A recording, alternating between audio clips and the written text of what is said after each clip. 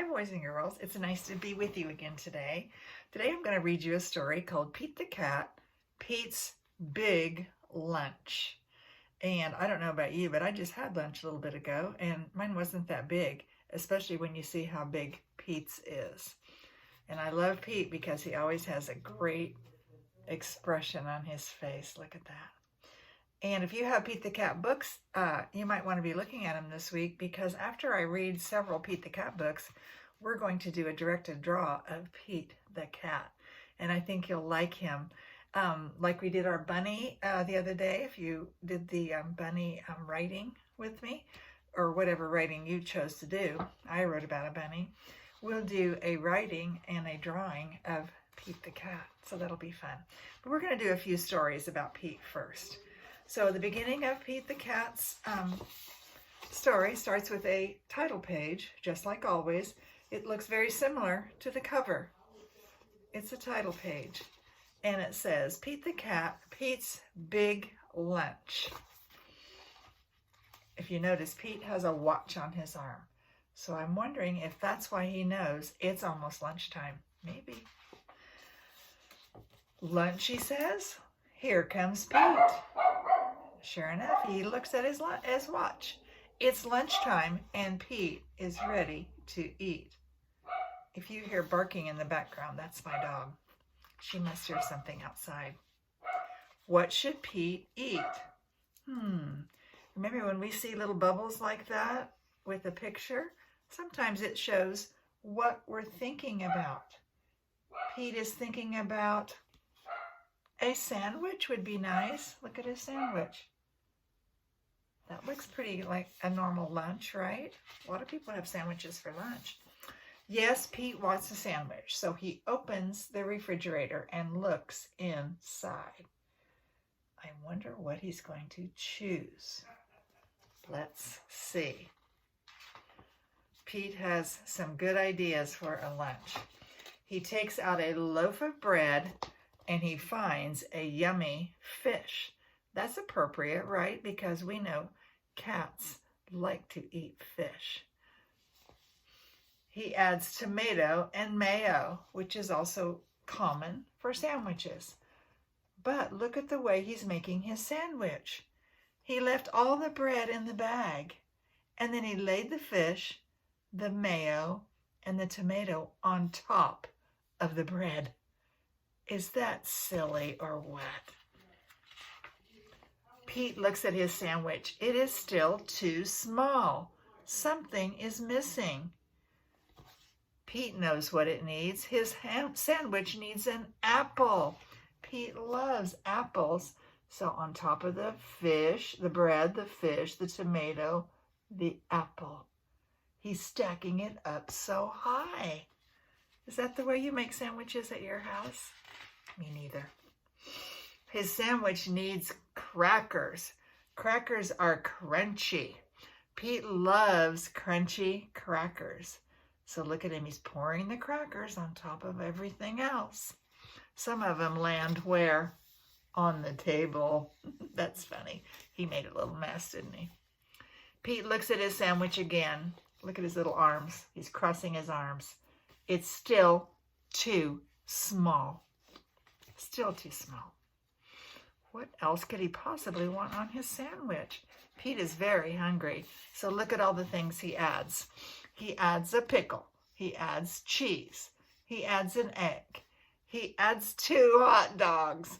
He adds a banana and a can of beans. That is crazy, right? He must be very hungry. Look at him. He stacked everything up just like before. Pickle, cheese, beans, banana. Oh no, there's the beans. What's this? Oh, the hot dogs, the egg.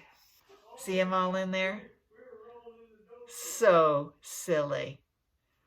Pete is a silly sandwich maker. But he still thinks something is missing. What could be missing? So what does he add? 3 scoops of ice cream. And the ice cream cone right on top of that sandwich. Does that look like a sandwich you've eaten before? Me neither. Pete's sandwich is too big for Pete to eat all by himself. So he wonders what to do. He's playing his guitar and wondering what to do. He thinks and thinks. What do you think would be a good idea if you had too much of something? What would you like to do with it? What could you do if you had too much? Now Pete has his idea. I've got it, he says. He calls all of his friends and he asks them to come over. So there's Pete and his phone, and there's all of his friends. And Pete's saying, come on over. Come on over and have lunch with me.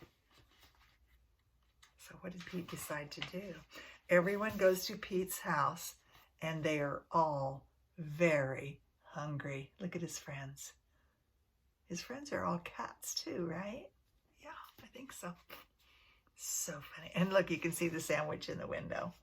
Is that funny? Very funny. Pete shows them his big lunch. Look at them sitting in their chairs. Sometimes there's 3 in a chair. Is that funny? Are you hungry? Asked Pete. Pete's sandwich is big enough for everyone. Dig in, says Pete. So how in the world are they going to get this sandwich in their tummies? Let's look and see what you think. Let's see what you think they're going to do. Oh, they all took something out of the sandwich. Pete's sandwich is good, they said. Pete's sandwich is very good. So they're all eating the different parts of the sandwich, right? I want to be this person right here. I want to eat the ice cream part, don't you? Me too. The sandwich is all gone. Pete's friends are full. They liked Pete's big lunch. Look at those cute little faces. Thanks for lunch, Pete's friends say. Thanks for sharing. Sharing is the word that I was thinking of. When you have a lot of something, it's nice to share. And Pete says on the last page, you're welcome, says Pete. Sharing is good. So next time you have a lot of something, like maybe one of the things that's easy to share, if your mom buys a big, huge watermelon in the summer, and you cut it all up into small pieces, that's an easy thing to share. Or sometimes maybe you'll have ice cream at your house and you might want to have your neighbor come over and have an ice cream with you. And you'll have to be sure and ask Mommy and Daddy about that first. But with your own family, like when Mrs. Howerton yesterday made banana bread, I shared it with my husband and I took one whole loaf of banana bread to my neighbors and shared it with them. So sharing is good. So think of ways that you can share this week, even if you're at home. Okay? All right, boys and girls, we'll see you later. Bye.